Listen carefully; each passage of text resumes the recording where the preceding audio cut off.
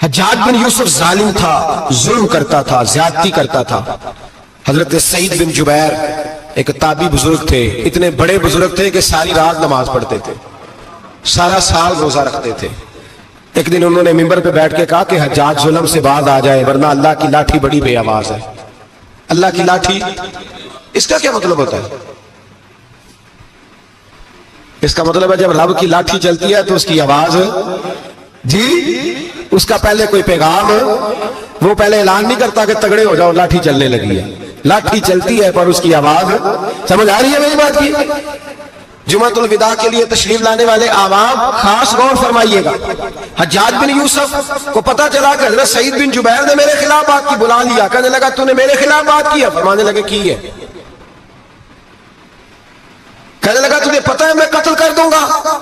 آپ فرمانے لگے نہ تو زندگی کا مالک ہے نہ موت کا مالک ہے، تو کیسے قتل کر؟ کہنے لگا تجھے پتہ ہے میرا؟ فرمایا میں نے تجھے نہیں، میں نے تو کئی شداد، کئی حماد، کئی قارون، کئی فرعون، کئی نمرود دیکھے، کئیوں کی داستانیں سنی، تو کون ہے؟ تو چھوٹا سا ہے۔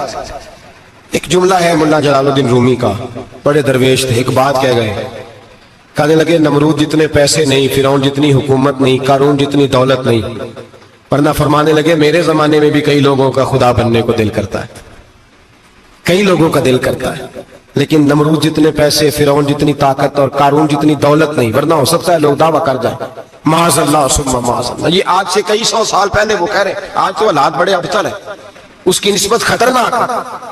فرمانے لگے حضرت سعید بن جبیر تو زندگی موت کا مالک نہیں، کہنے لگا پکڑو، قتل کرو اسے، لے جاؤ۔ جب پکڑ کر کھینچ کر لے جا رہے تھے نا تو حضرت سعید بن جبیر مسکرانے لگے، اور ظالم کے سامنے مسکرائے تو اس کو بڑا غصہ آیا، یہ میرا مذاق اڑاتا ہے؟ بلا لیا، ادھر آؤ، کیوں مسکرا رہے ہو، کیا ہوا؟ تو حضرت سعید بن جبیر کہنے لگے میں مسکرا رہا ہوں تیری بیوقوفی پر اور اپنے اللہ کی دی ہوئی ڈھیل پر، میں مسکرا رہا ہوں کہ یا اللہ کیا بات ہے، کیا تیرا شان ہے، کیسے لوگوں کو ڈھیل دی ہوئی ہے، میں مسکرا رہا ہوں تیری بیوقوفی پر کہ تو سمجھتا ہے شاید مجھے پوچھنے والا کوئی نہیں۔ کہنے لگا اس کو باہر نہ لے جاؤ، میرے سامنے قتل کرو۔ ٹھیک ہے جی، قتل کرنے لگے تو حضرت سعید بن جبیر نے منہ کعبے کی جانب کر لیا، انی وجہت وجہی للذی فطر السماوات والارض حنیفا وما انا من المشرکین۔ جب آپ نے یہ آیتیں پڑھی نا کہ میں نے منہ کر لیا ہے اپنے رب کی جانب، کرو مجھے قتل، کہنے لگا نہیں نہیں، اس کا منہ پھیرو، کعبے کی طرف ہو کے قتل نہ ہو، ہے ظالم پر پاگل ہو گیا ہے۔ حضرت سعید بن جبیر کے حوصلے نے شکست دے دی، ناکام ہو گیا، مخبوط الحواس ہو، کہنے لگا اس کا منہ پھیر دو۔ جب کعبے سے پھیرا تو آپ فرمانے لگے للہ المشرق والمغرب فإنما تولى فثم وجه اللہ۔ اللہ فرماتا ہے تو مشرق اور مغرب سارا ہی اللہ کا ہے، جدھر بھی منہ کرو گے ادھر اللہ ہی اللہ ہے، جدھر بھی منہ کرو گے ادھر اللہ ہی اللہ ہے، چاہو گانا پھیر دے، جدھر منہ پھیرنا ہے تو نے پھیر دیا منہ۔ حضرت سعید بن جبیر کے گلے پہ خنجر رکھا تو آپ نے ہاتھ اٹھائے، کہنے لگے اے اللہ میرے بعد اسے کسی اور پر مسلط نہ کرنا، میرے بعد کسی اور پر مسلط نہ، بس میں آخری ہوں۔ جب آپ ذبح ہوئے تو اتنا خون نکلا، اتنا خون نکلا کہ لوگ کہتے ہیں جتنا اونٹ کے وجود سے نکلتا ہے، تر ہو گیا سارا اس کا دربار۔ ایک سمجھدار آدمی کو بلا کے کہنے لگا اتنا خون میں نے پہلے کبھی، میں نے بڑے بندے قتل کرائے ہیں پر اتنا خون نہیں نکلا۔ تو وہ کہنے لگے لوگ مر جاتے ہیں، مرتے وقت ڈر جاتے ہیں، سہم جاتے ہیں، خون سکڑ جاتا ہے، لگتا ہے یہ شخص جب دنیا سے گیا ہے تو ڈٹ کے گیا ہے، یہ ڈٹ کے گیا ہے دنیا سے۔ حجاج بن یوسف رات کو سویا تو تڑپ کے اٹھا، کیا ہوا؟ گھر والے کہنے لگے کیا ہوا؟ کہنے لگے سعید بن جبیر خواب میں آئے اور کہتے ہیں اٹھ مجھے بتا تو نے مجھے کیوں قتل کیا ہے، بتا بتا کیوں مارا۔ اگلی رات پھر سویا تو وہی خواب، پھر سویا تو وہی خواب۔ گناہ نفسیاتی مریض بنا دیتا، ظلم تجھے مخبوط الحواس کر دیتا۔ جب تو زیادتی کرتا ہے تو اللہ فرماتے ہیں کہ میں تو اللہ کو بھولتا ہے، اللہ تجھے اپنا آپ بھلا دیتا، پھر تو بھول جاتا ہے، پھر تو سیدھے رستے پہ چلتا ہے پر بھٹک جاتا ہے، پھر تو صحیح رستوں کا تعین کر کے بھی گمراہ ہوتا ہے، پھر تو روز وہی گاڑی چلاتا ہے پر اب جب تو بریک لگاتا ہے تو نہیں لگتی۔ جب گناہوں کے ساتھ تو مخبوط الحواس ہوتا ہے تو روز وہ کاروبار کرتا ہے، لیکن جب تیرے گناہ تجھے گھیر لیتے ہیں پھر اسی کاروبار میں تو نقصان اٹھاتا ہے۔ حجاج بن یوسف تڑپتا ہے، روتا ہے، یہاں تک کہ بیمار ہو گیا، پیٹ میں درد ہوتی ہے، پتہ نہیں کیا ہوا، تکلیف ہوتی ہے، پتہ نہیں، سارے حکیم، طبیب، ڈاکٹر، کوئی نہ سمجھ سکا کہ بیماری کیا ہے۔ جو بیماریاں خدائی ہوتی ہیں ان کا لوگوں کو پتا، جو آزمائشیں رب کی جانب سے ہوتی ہیں وہ ڈاکٹروں کے ہتھے نہیں چڑھتی، جو تکلیفیں اللہ دیتا ہے ان کا حکیم طبیب علاج نہیں کر پاتے، مشکل، اور شفا اسی وقت ہوتی ہے جب اللہ دینا چاہے، اور جب رب ہی دینا نہ چاہے تو بڑے بڑے ڈاکٹر کہتے ہیں کہ ہمارے بس کی بات نہیں رہی۔ بغداد سے حکیم آئے، پیٹ دیکھا، کہنے لگے نہ تیرے معدے میں کوئی دقت ہے، نہ تیرے جگر میں، نہ کسی اور جگہ، ماجرا کیا ہے؟ ایک آخری علاج ہے، آخری، وہ کیا؟ گوشت کا چھوٹا سا ٹکڑا دھاگے کے ساتھ باندھ کے منہ میں ڈالا، اور پھر ایک باریک سا تنکا لے کے اس کو اندر ڈالنے لگے گلے میں۔ وہ گوشت کا ٹکڑا جب حلق کے اندر اتر گیا، اس حکیم نے واپس کھینچا تو کیسے ایسی بدبو آئی جیسی کبھی سونگی نہ تھی۔ جانور، کیڑے مکوڑے لگے ہوئے باہر نکلے، اور جب دیکھا تو جتنے محل میں لوگ بیٹھے تھے چلاتے ہوئے نکل گئے کہ یہ کیا مصیبتیں ہیں۔ حکیم بھی اٹھ کے دوڑنے لگا، کہا تجھے کیا ہوا؟ کہنے لگے حجاج تیری بیماری زمینی نہیں، تیری مصیبت زمینی نہیں۔ کہا میری مرض تک تم کیوں نہیں پہنچ پا رہے؟ تو کہنے لگے لگتا ہے تو بد دعا کا مریض ہے، لگتا ہے تو ظلم کا مریض ہے، تو جبر کا مریض ہے۔ تڑپتا رہا، سسکتا رہا۔ ایک وقت وہ بھی آیا کہ گھر والوں نے کمرے میں بند کر کے تالا لگا دیا، دیوار سے ٹکرے مارتا۔ او بھائی، جو گناہوں کے بیمار ہوتے ہیں انہیں شفا نہیں ہوتی، جو ظلم، جبر، بربریت کے بیمار ہوتے ہیں انہیں سکون قلبی میسر نہیں آتا۔ دوائیاں ان بیماریوں کی بنی ہوئی ہیں جو بیماریاں زمینی ہیں، جو بیماریاں خوراک کی بد پرہیزی سے ہوتی ہیں، جو گناہوں کی بد پرہیزی سے ہوتی ہیں، ان کی بیماریاں، ان کی شفا توبہ ہے، ان کی شفا رجوع اللہ ہے، ان کی توبہ، اللہ سے معافی مانگنے سے شفا ہوتی ہے۔ حجاج جب مرنے لگا تو بلایا، یہ رنگ بھی ذرا ملاحظہ کیجیے گا، دو چار قریبیوں کو بلایا، پتہ ہوتا ہے نا اپنے کرتوتوں کا آدمی کو، پتہ سارا ہے سردار درکیتی ہے، پتہ ہوتا ہے سارا۔ بلا کے کہنے لگا جب میں مر جاؤں تو مجھے رات کو دفن کرنا۔ کیوں بھائی، عورت ہے؟ کہنے لگا نہیں، رات کو دفنانا۔ ٹھیک ہے، رات کو دفنا دیں گے۔ پھر کہنے لگا جب صبح ہو جائے تو صبح ہونے سے پہلے پہلے میری قبر زمین کے برابر کر دینا، نشان مٹا دینا۔ کہا وجہ؟ تو کلمہ پڑھتا ہے، حضور کا حکم ہے کہ قبر کم از کم ایک بالش، ایک گٹ اونچی ہونی چاہیے زمین سے، کم از کم، تو تیری قبر مٹا دے، وجہ؟ پتہ ہوتا ہے اپنے ظلموں کا۔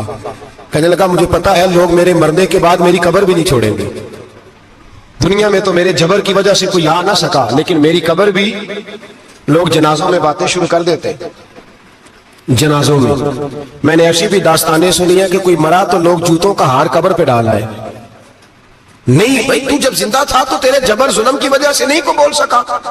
ایک تو ہے قیامت میں حساب ہوگا، یہاں دنیا میں حساب ہونے لگتا ہے۔ اتنی لمبی زبانیں لوگوں کی لٹک کر مرتے وقت باہر نکل آتی ہیں۔ دعا کریں، جمعہ ہے، اللہ تعالیٰ ایمان کی موت عطا فرمائے، دعا فرمائے رب تعالیٰ، اللہ تبارک و تعالیٰ توبہ کر کے جانے کی توفیق عطا فرمائے، جاگے جاگے اور سنے اور دعا کرے، اے اللہ تو ہمیں ظلم سے ویسے ہی محفوظ فرما، اگر ہم زیادتی کرنے لگے تو اے اللہ ہمیں اس سے منع فرما، ہمیں اس سے تو یہ توفیق دے کہ ہم باہر آ جائیں اس گناہ سے۔ میرے بھائی، ایک تو دنیا میں سزا ہے، پھر قیامت کی سزا ہے، اور وہ زیادہ سخت ہے، وہ زیادہ سخت ہے۔ ہم لوگوں نے نا ہیلے بہانے بڑے بنائے ہوئے ہیں۔ بینک کے ساتھ کاروبار کرنے والا کہتا ہے نہیں نہیں، مجبوراً لیا ہے، مجبوراً مر رہا تھا، تو آخری لمحوں پہ تھا تو جائز ہے، جائز ہے۔ اس وقت جب تجھے کھانے کو لقمہ نہ لگے تو حرام کھانا بھی جائز ہے۔ کیا دقت تھی؟ کیوں اللہ رسول کے مقابلے میں کھڑا ہوا تو؟ کیوں سود کا دھندا کیا؟ کیا تکلیف تھی؟ کہاں تو الجھ گیا تھا؟ ہم جان بوجھ کے اپنے لیے جہنم کٹھی کرتے ہیں، پھر کہتے ہیں سکون نہیں زندگی میں۔ کہاں سکون آئے گا؟ کیسے آئے گا؟ ہم نے خود آگ لگائی ہے چمن میں اپنے۔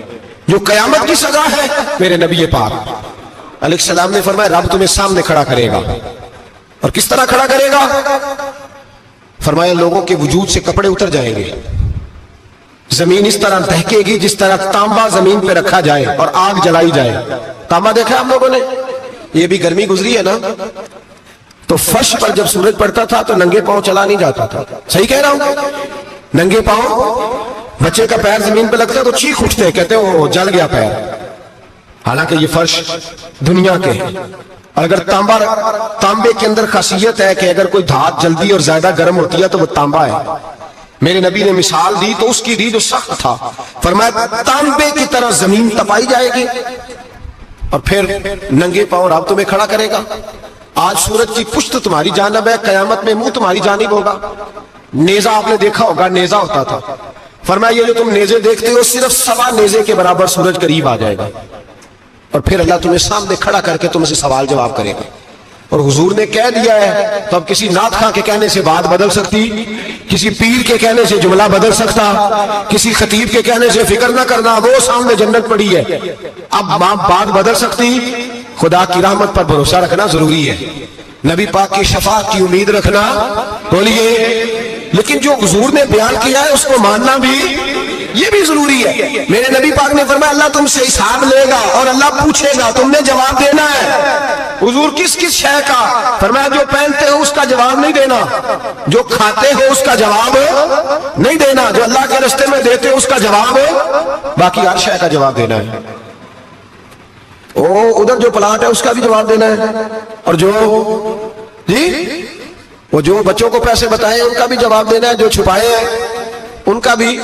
ثم لتسألن یومئذ عن النعیم, جو کمیٹی اپنے محلے میں ڈالی ہے اس کا بھی جواب دینا ہے, جو سسرال کے علاقے میں ابا جی سے چوری ڈالی ہوئی ہے اس کا جواب بھی, سب کا جواب دینا ہے, تمام حساب کتاب. اور اللہ فرماتے ہیں میں سامنے کھڑا کر کے ہر سوال کا تجھ سے جواب, تجھے ہر سوال کا جواب. اچھا یہ جو بڑے لوگ تھے وہ حساب سے ڈرتے تھے, ہم چھوٹے لوگ ہیں ہم حساب سے ہم نہیں ڈرتے, ہم کہتے ہیں دیکھی جائے گی. بڑے لوگ جو تھے وہ حساب سے, حضرت ابوبکر صدیق دعا کرایا کرتے تھے, دعا کرو اللہ مجھ سے حساب نہ پوچھے. حضرت عمر فاروق رضی اللہ تعالیٰ عنہ اپنے بیٹے سے کہتے تھے بیٹا اپنے باپ کے لیے رحمت کی دعا کرنا, میں درگزر والا ہوں, میں حساب والا کوئی نہیں. بڑے لوگ ڈرتے تھے, بڑے لوگ. حضرت عثمان غنی قبر پہ کھڑے ہوتے تھے تو داڑھی آنسوؤں سے بھیگ جاتی. غلام کہتے ہیں حضور 3 دفعہ نبی پاک نے آپ کو جنت کی بشارت دی ہے, 3 دفعہ بشارت دی ہے, تو آپ کیوں اتنا روتے ہیں؟ عثمان غنی فرماتے جس رسول نے مجھے جنتی کہا ہے اسی محبوب نے مجھے فرمایا تھا عثمان قبر آخرت کی منزلوں میں سے پہلی منزل ہے. اور آپ فرماتے میرے تو کمرے میں دیا گل ہو جائے تو مجھے ڈر لگتا ہے, اس میں تو مکمل اندھیرا ہے. آپ فرماتے کھڑکیاں بند ہو تو دم گھٹنے لگتا ہے, اس کو تو دروازہ ہی کوئی نہیں, روشن دان تک نہیں. بھائی جو بڑے تھے وہ ڈر رہے تھے. مولا علی شیر خدا نماز کا وضو کر کے کانپتے تھے, کانپتے. علی آپ مرحب کے سامنے نہیں کانپے, خیبر کا دروازہ اکھاڑ کے نہیں کانپے, بدر احد خندق حنین اور خیبر میں نہیں کانپے, تو یہاں آپ فرمانے لگے مالک کے سامنے جاتے ہوئے ڈر آتا ہے. بڑے لوگ کانپتے تھے, بڑے لوگ. آج کون سا جمعہ ہے؟ سارے بولیے. حالانکہ یہ اگلے سال دوبارہ آئے گا, ہمارا نہیں پتا کہ ہم ودا ہو جائیں گے کیا بنے. یہ کون سا جمعہ ہے؟ آیا جمعۃ الوداع, آئے ہم. آج ایک فکر لے کر کے جانا, ایک سوچ, جہاں روز رات کو بیٹے کی ٹینشن, بیٹی کی ٹینشن, بھائی کی ٹینشن, پوتے کی ٹینشن ہوتی ہے نا, ایک ٹینشن اور اپنے آج ایک ٹینشن بڑھا لو, قبر کی ٹینشن پیدا کر لو, قیامت کی تھوڑی سی فکر کر لو, تھوڑی سی, ایک لمحے کے لیے صحیح تھوڑا خیال پیدا کرے. حضرت حسن بصری نام سنا ہوا ہے نا, یہ حضرت علی کے شاگرد ہیں, نبی پاک کے گھر میں آ جاتے تھے کئی دفعہ, بچے تھے جب. حضرت حسن بصری تابعی ہیں, فرماتے ہیں خانہ کعبہ میں عمرہ کرنے گیا, طواف کعبہ کر رہا تھا تو بڑا عجیب منظر ہوا, رات کی تنہائی ہوئی. اس وقت کئی دفعہ طواف بند بھی ہوتا تھا اس لیے کہ رش کم ہوتا تھا تو رات کو سب سو جاتے. کہتے رات ذرا گہری ہوئی تو لوگ اپنا اپنا خیمہ لے کے جاتے تھے. اب تو ہوٹل ہے نا تو خیمے لگتے تھے, لوگ خیمہ لے کے جاتے تھے, جہاں جگہ ملتی تھی خیمہ لگا کے رہتے تھے. فرماتے میں رات کو سویا خیمے میں, ایک دردناک آواز آئی, میٹھی ہے دھیمی ہے پر درد بڑا. کوئی رونے والا رو کے کہتا ہے اللہ حساب قیامت میں مجھ سے نہ لینا, اے اللہ تنہائی میں جتنا مرضی حساب لینا پر لوگوں کے سامنے نہ لینا. اور پھر کہتا ہے اللہ فضل تو تب کرے جب تو میرا حساب پوچھے ہی نہ. پھر چند منٹ گزرے تو پھر وہ رونے لگا. میرے کانوں میں آواز آئی, کہنے لگا اے اللہ حساب تو ان کا لیا جاتا ہے جو حساب کے قابل ہوتے ہیں. اعلیٰ حضرت کہتے ہیں نا رضا سے تو کیا حساب لے گا, رضا بھی کسی حساب میں ہے. اے اللہ میں قابل نہیں, مجھ سے حساب نہ لینا. کہتے تھوڑی دیر گزری تو پھر وہ رونے لگا, پھر ذرا سانس سنبھلے تو پھر کہنے لگا اے اللہ میں تو لوگوں کو کوئی بندہ حساب پوچھ لے تو نہیں دے سکتا, میں تجھے کیسے حساب دوں گا. پھر تڑپنے لگا.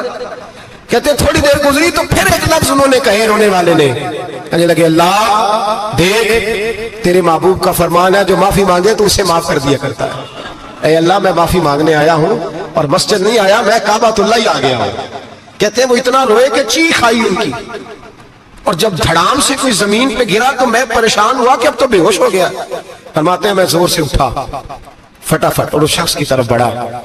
میرے دل میں خیال ہے کوئی گناہگار ہے بیچارہ, تو چلو میں بھی دعا کرتا ہوں, اس کو کہتا ہوں بیٹے فکر نہ کر اللہ تیری مدد کرے گا. فرماتے ہیں میں گیا اس نیت کے ساتھ کہ میں کہوں گا چلو اٹھو تم بھی دعا کرو میں بھی کرتا ہوں, اللہ ہم سے حساب نہ پوچھے. کہتے میں گیا تو وہ شخصیت بے ہوش پڑی تھی, کالے سیاہ بال ان کے چہرے پہ بکھرے ہوئے تھے. کہتے ہیں لوگوں جب میں نے زلفیں ہٹائیں چہرے سے تو میرا وجود کانپنے لگا آسمان ٹوٹ پڑے گا, زمین پھٹ جائے گی, ستارے بکھر جائیں گے, آگ بہ جائیں گے سمندر.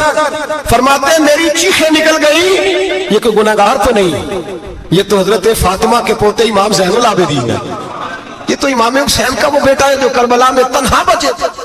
فرماتے ہیں میں امام کا چہرہ دیکھا تو بھاگ کے آیا اور میں نے اپنی داڑھی ان کے پیروں کے ساتھ مس کی اور میں نے کہا حضور اٹھئے. امام اٹھے تو میں نے کہا شہزادے تیرے تو اشارے سے اللہ کئی گناہگاروں کو بخشے گا, تیری تو دعا سے اللہ بخشے گا, یہ کیا کر رہے ہو. تو امام زین العابدین کہنے لگے حسن بصری ادھر آ یار, ادھر آؤ بزرگ ہو, میرے دادا کے پاس رہنے والے ہو, میں نے نا آج ہی سنا ہے کہ اس کا عذاب بڑا سخت ہے, آؤ میرے لیے دعا کرو اللہ پاک مجھ سے حساب نہ پوچھے. کہا حضور نہ کریں.